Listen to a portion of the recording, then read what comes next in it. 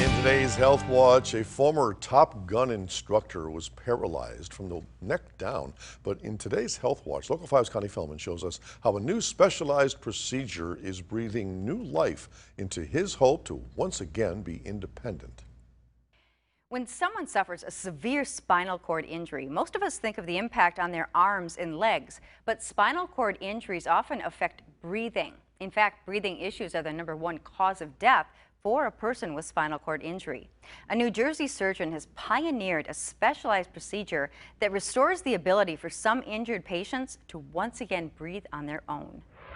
At age 29, William Buddy Marshall was living his childhood dream. After 8 years as a naval aviator, he had just become a Top Gun instructor. Hipster is my call sign. But 6 months into his new position, a driver fleeing police slammed into Buddy's car at 100 miles an hour. He doesn't even remember the accident. My day-to-day memory didn't come back for about a month. The damage was done. He was paralyzed from the neck down and needed a ventilator to breathe.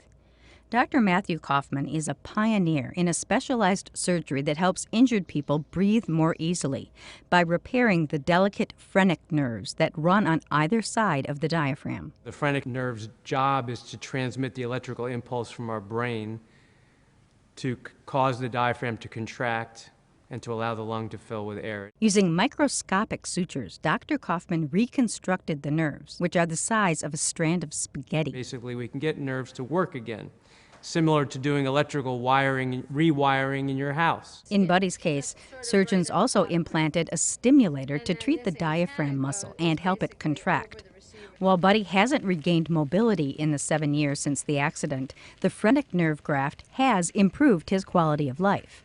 Just ease of living with spinal cord injury, being able to be off the vent when I need to is huge. You just have to take it day by day and aim for the good days. And believe that medical advances will allow injured bodies to continue to heal. Buddy says he's not completely off the ventilator, but has peace of mind knowing he has the ability to breathe without machinery. By the way, he says his squadron gave him the call sign Hipster because he loved alternative music and good coffee. And that's your Health Watch. I'm Connie Feldman, Local 5 News.